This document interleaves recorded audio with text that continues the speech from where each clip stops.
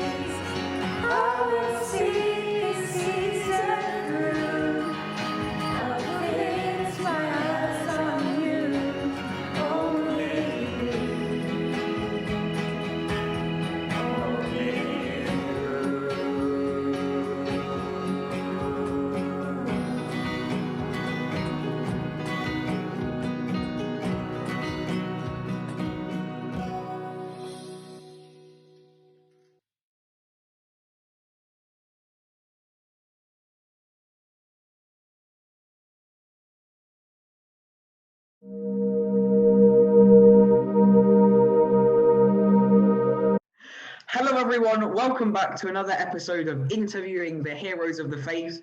Today I'm here with King David. Thank you very much, King David, for joining us. If you'd like to turn your camera on, that would be great. Hello, Johnny. Hello, King David. So I'm good. How are you? How are you doing today? Oh, I'm very good.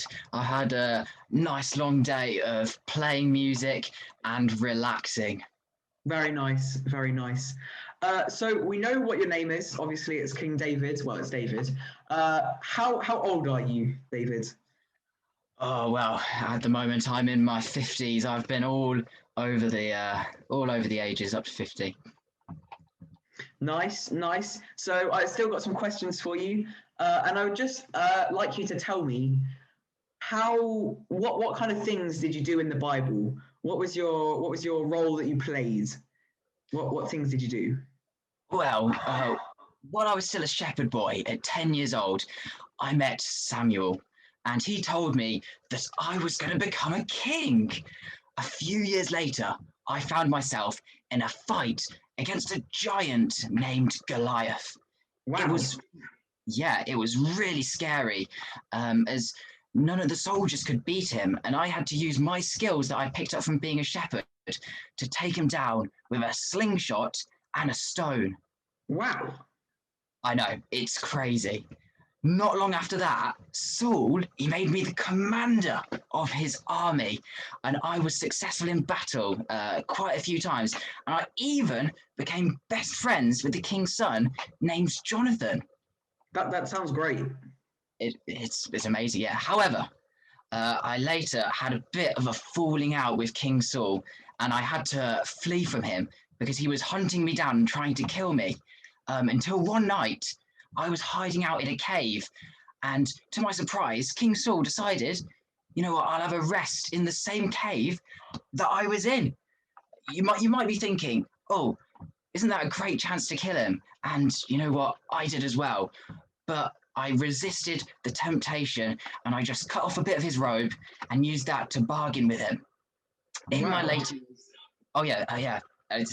it's a crazy story, and I don't know. I was very scared, but I somehow managed to survive it. In my later life, I then became king, just as Samuel had said I would, and I spent time trying my hardest to rule to God's teachings by building him a temple and writing songs to him. Good, cool, very nice. What has God done for you during your life? How did he help you out? What kind of things did he do for you? Well, he made me the king of Israel, and he gave me that great responsibility to lead his people. He also helped me to have courage to win in many different battles, including against Goliath and also his brothers later in life. He also sent prophecies to me through prophets such as Samuel that I mentioned earlier, and also my mate Nathan. Yeah, cool. So God did all those amazing things for you. What did you actually do for God? How did you help him out in his big plan? Well, I'm nowhere near as good as God, but I hope he can appreciate that while I was king, I built him grand temples for people to worship him in. And I also tried really hard to keep to my promises to God, which is part of the reason why I spared Saul's life in that cave. Yeah, that's very forgiving and good of you. So how do you think we can use what you did for God and what God did for us now in the 21st century? Well, I think you should all be really inspired to know that God has a plan for you. It might seem a bit scary at first, and you might not think it's the right job for you. I certainly didn't think fighting Goliath was a job for me while I was still a shepherd boy. But trust God because he knows best. Great. That's really inspirational stuff there. Well, that's all the questions I have. Thank you very much for coming and being willing to interview me. It's been great to speak to you. Maybe I'll see you around, although considering this is time travel Zoom, I doubt it. I doubt I'll see you again.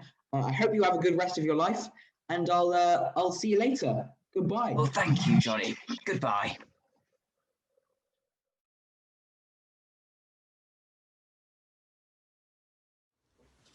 1 Samuel 17, verses 41 to 49. Meanwhile, Goliath, with his shield bearer in front of him, kept coming closer to David. He looked David over and saw that he was little more than a boy, glowing with health and handsome, and despised him. He said to David, "Am I a dog that you will come at me with sticks?"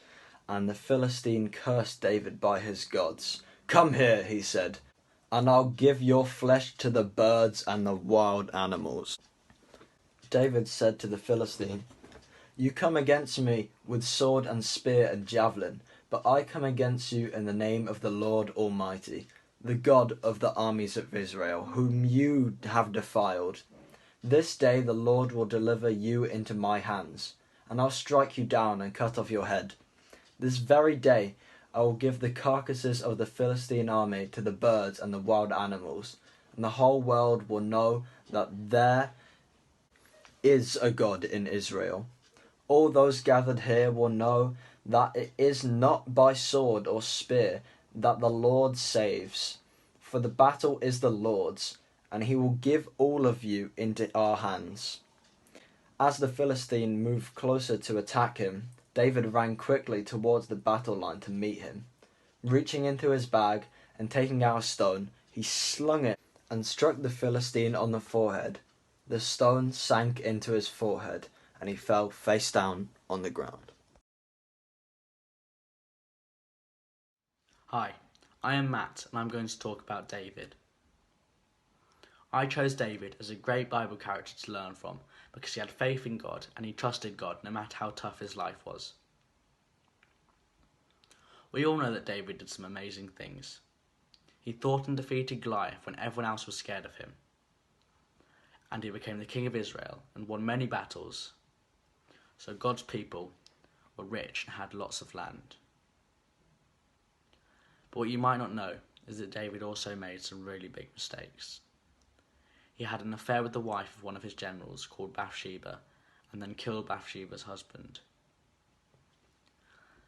But even in these awful failings, we can learn from how David still ended up remembering that God is the Lord, and how he came to him and repented. So he trusted God in his mistakes as well as his successes. I think David is a hero because he always remembered that God is more mighty than anything. He involved God in everything in his life, and he was really real and honest with God. He wrote all of the poems and songs in the book of Psalms, and lots of those show how much he knew who God is, and you read about him praising God. But they also cry out to God for help and ask where God is, when he was surrounded by his enemies or being hunted by Saul, the king before him, who wanted to kill him. David really shows how much he believes and trusts God when Goliath is threatening him. In 1 Samuel chapter 17 verse 45, David says, "You come against me with sword and spear and javelin, but I come against you in the name of the Lord Almighty, the God of the armies of Israel, whom you have defied." So how can we apply the things we learn from David in our lives? We can also talk to God about whatever is going on in our lives. We can believe he can help us, and we can ask him to help us. And like David, we shouldn't just look at our circumstances, but should remind ourselves that God is mighty and can do anything in our lives, even if we mess up. A challenge for you in the next week is that if you are facing any troubles or problems at school or home right now, I would challenge you to do two things. Remind yourself every day this week that however big the challenge is, God is bigger. And talk to God each day to ask him to help you overcome these challenges that you may face. Thank you.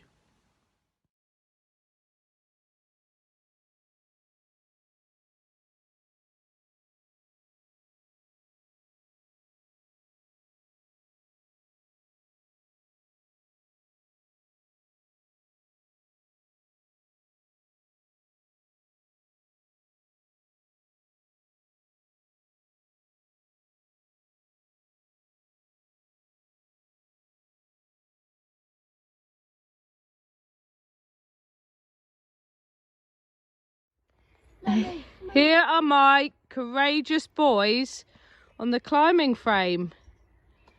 They are so brave, these two boys, and they love climbing.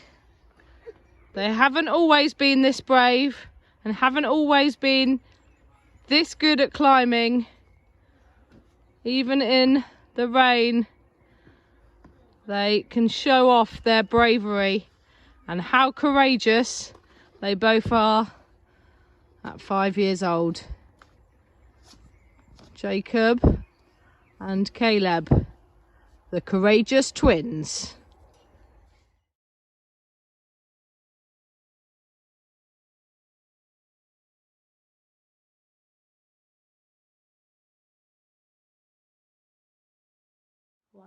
Let us pray. God, thank you for the talk that we've had on David. I pray that you just help us to rely on you for strength when we lack courage, God. But I also want to thank you for the courage that we do have, even if we don't realise that it's from you. God, thank you for supporting us in times when we've been struggling and we feel that glimpse of hope, and that we have sudden confidence that we can get through it because we know that you're on our side, God. And I pray that you'll just help all of us, whatever we're going to face this week and the next, Lord. I pray that you just stay with us. And I pray that you just help us to rely on you for strength, and help us to know how courageous we already are with you on our side, Lord. Amen. Thank you again for joining us today for Penny's Youth Service. Thanks to Matt for that excellent message, and for the team for bringing this service together. We will be praying for you during the week ahead, that God will give you the courage you need to face the challenges that you will encounter. And please join us at one of the discipleship groups so that we can continue to reflect on the theme of courage and the character of David. Please bring any questions that you might have, and we look forward to seeing you at Penny's Gone Wild and to opening the doors of Penny's Youth Cafe as soon as we possibly can do. Thank you again for joining us, and God bless you. Bye.